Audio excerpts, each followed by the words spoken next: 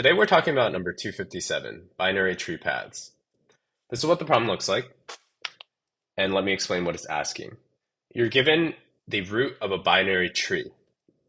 Binary tree just meaning that every node within this tree has exactly two branches to either a node or none. And if a node has no children, then we consider that a leaf node. What this problem wants you to do is to return all paths from the root that you're given down to all the different leaves in the tree.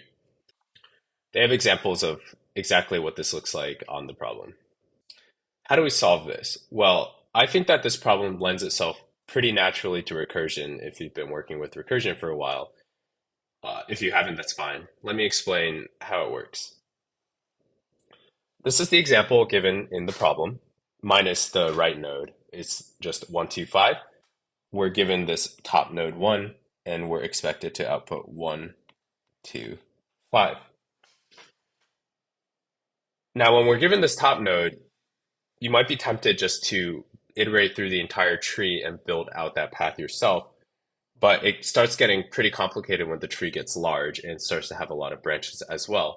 Instead, what we can notice is that each branch of this tree is really just a smaller binary tree. And what I'm referring to specifically is this 2, 5 tree here. We're given this 1 as input, but as soon as we walk down to the 2, it's like we just reset the problem. We have a 2 node pointing down to a 5 leaf node.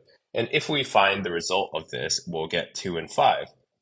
So taking a step back, what I would have us do is when we're given the 1 as our input, let's black box the process of getting the paths for the 2 children that we have, 1 or 2 children, and instead just trust that when we call our own function on it, it will return the 2 and 5 that we just talked about.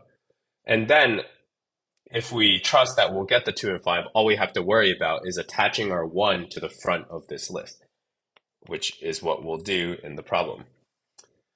So now we have our recursive step. As with any recursive problem, we now need to figure out our base case, aka the smallest problem that we can solve. And the reason we have to address this differently is because up until now, we've addressed our problem by making it into a very slightly smaller problem. Once we hit our smallest problem and can't make it any smaller, then we just have to solve it. Luckily, once we get to this step, usually it's pretty straightforward to get our answer. Let's take our example. The last node we would get to here is a 5. And as you might be able to conclude, all we would need to return in this case is a path of just 5.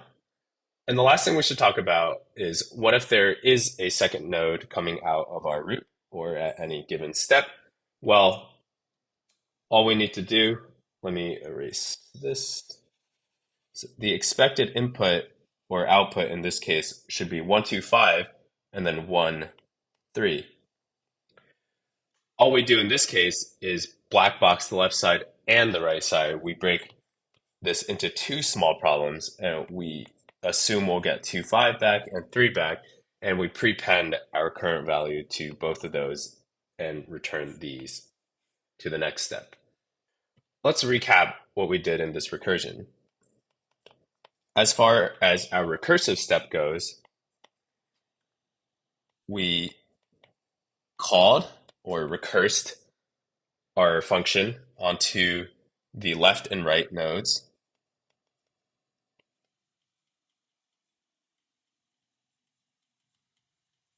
To get their paths, with a caveat that this is only if they exist. And then we prepended our current node value to the beginning of that path list.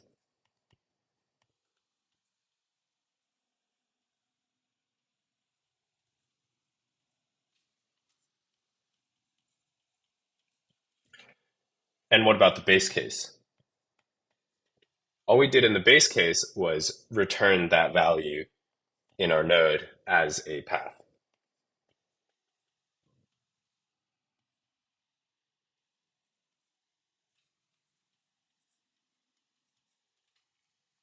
And that's it.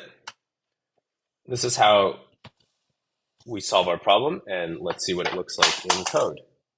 I'm going to write out our recursion first.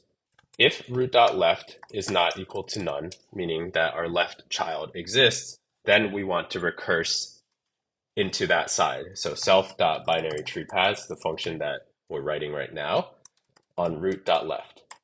This returns a list of paths on the left side, so let's call it left paths equals this.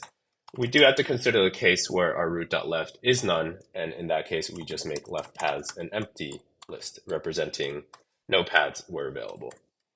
Let's do the same thing for our right side.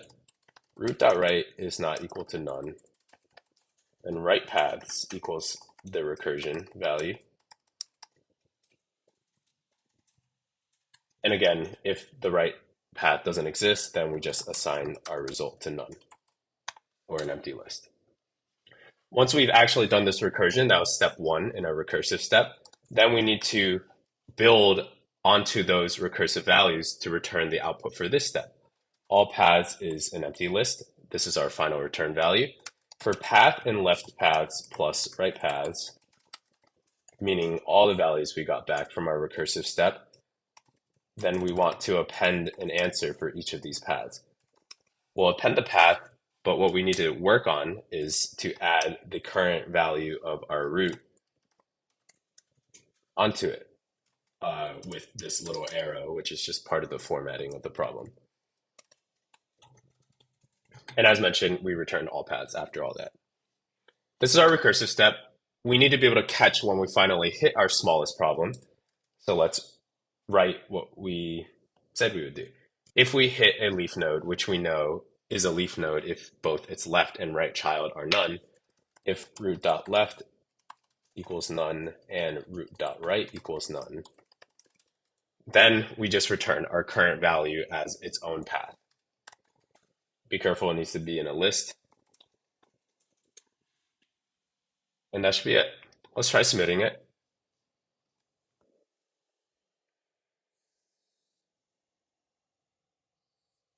LeetCode changed their format. So I'll open it here. And we did it. As far as the runtime goes, we traverse through all the elements or all the nodes in this tree exactly once. So given n nodes in this tree, our runtime is O of n. And that's it for binary tree paths.